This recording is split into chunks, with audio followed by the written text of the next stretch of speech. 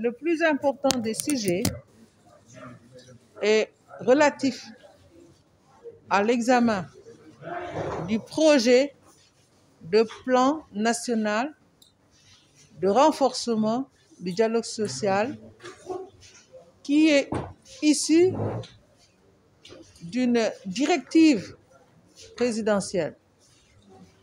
Pour rappel, nous avons remis notre rapport sur l'état du dialogue social pour la période 2017-2019 à son Excellence Monsieur le Président de la République, et c'était le 30 avril. Le 1er mai, il s'est tenu la cérémonie solennelle de remise des cahiers de doléances des centrales syndicales des travailleurs, et ces deux événements qui sont véritablement inscrits maintenant dans l'agenda du secteur du travail ont permis au chef de l'État, certainement après analyse du contenu des rapports, des doléances des travailleurs, et aussi, lui, sa volonté politique de continuer à asseoir au Sénégal une démocratie sociale, il nous a demandé au Haut Conseil du dialogue social, en relation avec le ministère du Travail, de lui soumettre un plan national de renforcement du dialogue social. Nous ne pouvons que saisir cette occasion, justement, pour mettre en œuvre tout le plan que nous-mêmes, nous avons, au cours de ces années de fonctionnement de l'institution, estimé que pour le dialogue social, pour que le dialogue social soit une méthode de travail du gouvernement, comme le dit le chef de l'État, pour que le dialogue social soit un instrument de gouvernance, véritablement, le chef de l'État, nous devons travailler à lui soumettre ce plan. Donc, il y a eu une procédure d'élaboration, la mise en place d'un comité technique, au sein duquel le Haut Conseil est représenté à côté du groupe des employeurs et à côté du groupe des travailleurs, avec l'accompagnement du BIT, et nous avons pu élaborer un projet de plan. Seulement, dans le comité technique, nous n'avions que 2 représentants. Et au cours des travaux que nous avons tenus ici avec le ministère du Travail et le BIT, nous avions 12 représentants. Pour que les autres membres qui n'ont pas pris part aux travaux s'approprient justement le projet de plan, il nous est demandé par le règlement intérieur de l'institution que cette question soit portée à la connaissance de l'Assemblée plénière. Et comme vous avez vu, comme nous le faisons dans toutes nos sessions, nous avons procédé à l'appel nominatif de nos membres. Nous avons constaté que le quorum était atteint pour tenir une bonne réunion, parce que si nous ne le faisons pas demain, un conseiller ou un groupe de conseillers peuvent dire que ce plan n'a pas été partagé. Or, le plan, nous le voulons, le dialogue social inclusif, et à ce titre, nous-mêmes, le Haut Conseil, nous avons rencontré et les secrétaires généraux des centrales syndicales les plus représentatives et les moins représentatives. Parce que si nous voulons que le plan ait des contours nationaux, comme on dit, avec tous les acteurs, il faut que la démarche soit inclusive. Donc, nous les avons tous rencontrés. Il s'est tenu, il n'y a pas longtemps, ici, un atelier de renforcement de capacité des membres du réseau des journalistes en dialogue social. Donc, nous avons saisi cette occasion pour nous concerter avec tous ces acteurs sur le projet de plan. Là, nous allons le soumettre avec le plan de mise en œuvre qui va déterminer quelles sont les structures responsables pour telle ou telle activité. Et c'est tout ce packaging qui va être remis au chef de l'État. Je ne connais pas encore la forme de la remise, mais ce sera remis au chef de l'État qui va maintenant sanctionner positivement pour que nous puissions aller, parce qu'il y a une validation technique, une validation politique, avant justement la mise en œuvre du plan.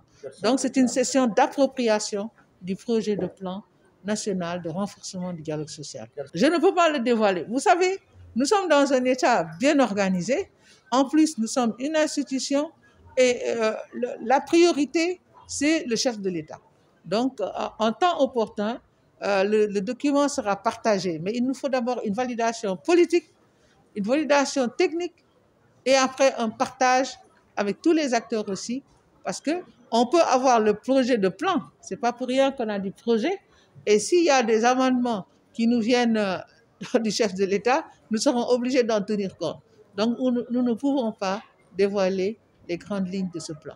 Pour ce qui concerne le rapport 2017-2019 du dialogue social, nous sommes revenus sur l'état du dialogue social au niveau national.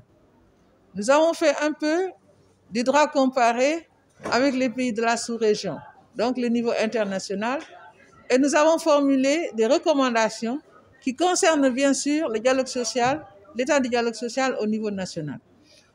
Et le travail du Haut Conseil a consisté à faire le point sur les secteurs qui ont été visités.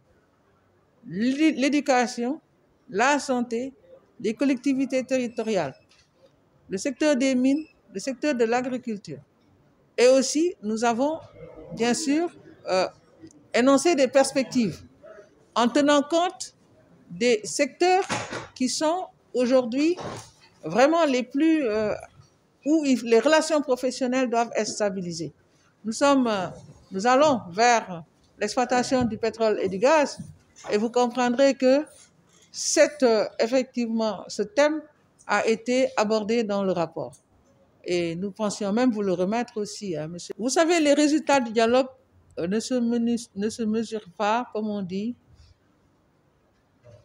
tout de suite. Nous avons des indicateurs de suivi, il est vrai. Mais le dialogue social au Sénégal a eu un long cheminement que je ne peux pas reprendre ici. Aujourd'hui, le dialogue social est institutionnalisé et nous devons tirer profit de cette institutionnalisation. C'est ce que nous travaillons à faire asseoir dans ce pays pour que on puisse changer les relations professionnelles entre les employeurs, les travailleurs et le gouvernement. Qu'on inscrive le dialogue au cœur de tout changement qui pourrait survenir. La preuve, aujourd'hui, on est en période de Covid. On va donner l'occasion de lancer un appel pour le respect des gestes barrières, mais surtout pour encourager aussi le personnel de santé. Donc voilà un secteur où, immanquablement, il faut asseoir le dialogue social. Et nous avons eu un accord de coopération avec le Bureau international du travail pour former les acteurs de ce secteur dans le dialogue social et mettre en place des comités de dialogue social. Aujourd'hui, avec cette pandémie, il s'est avéré que le dialogue social doit être une méthode de travail de tous les acteurs. Parce que sans cela, nous n'allons pas nous en sortir. Les méthodes de travail ont changé. Aujourd'hui, c'est le télétravail, le travail à distance. Comment est-ce qu'il faut gérer ces relations de travail? Demain, le CNP va tenir une grande activité dans un hôtel de la place à Dakar, une activité à laquelle je vais prendre part, pour parler du télétravail. Donc aujourd'hui, le dialogue social nous oblige vraiment à nous mettre au pas. Et au Sénégal, il faut se dire, je n'ai pas évoqué l'international, mais vous l'avez entendu de celui qui devait le dire, le directeur du BIT, qui, il y a une semaine, a dit que le Sénégal est un exemple en matière de promotion du dialogue social. Je pense que c'est la personne la mieux indiquée, parce que comme on dit, ça vous du faut de beaucoup.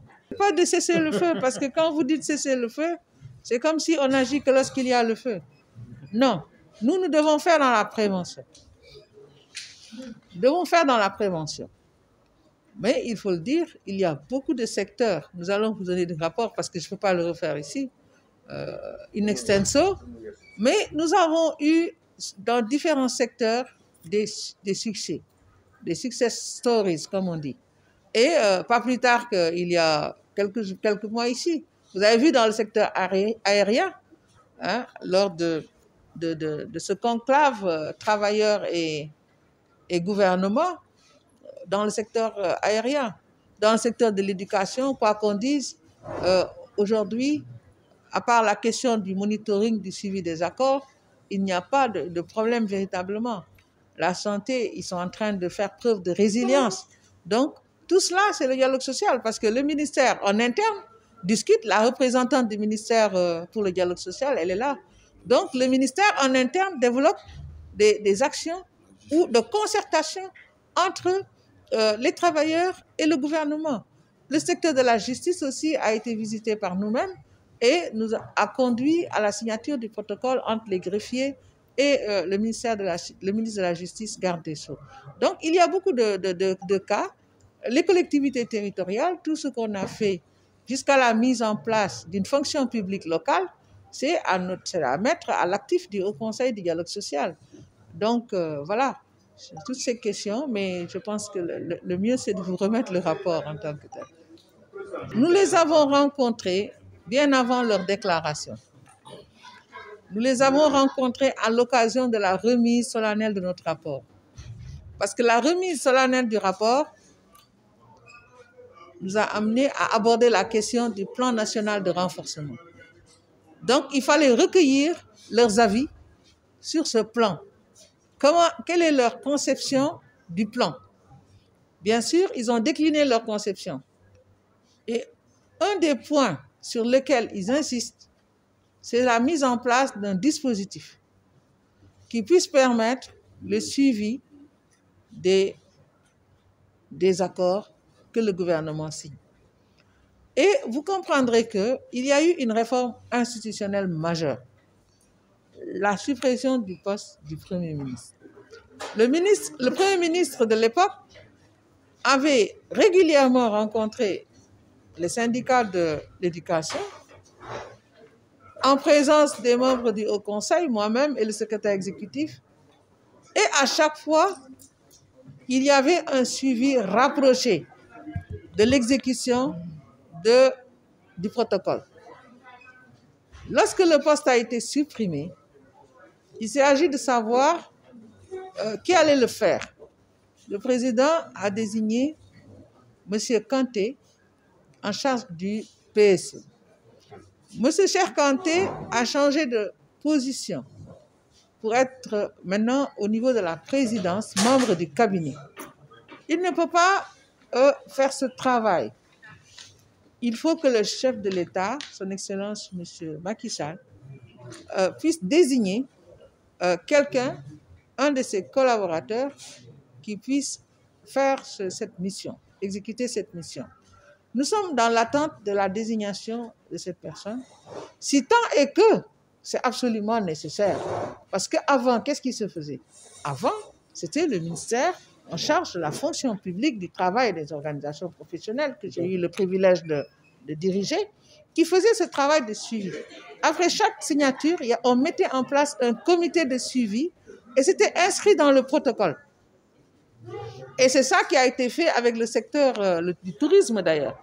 Parce que dans le pacte de stabilité que le ministère du Tourisme vient de signer, nous avons inscrit la mise en place d'un comité de suivi qui va être composé des membres du ministère, des représentants des travailleurs, des représentants des employeurs et du Haut Conseil. Donc, nous l'avons inscrit déjà.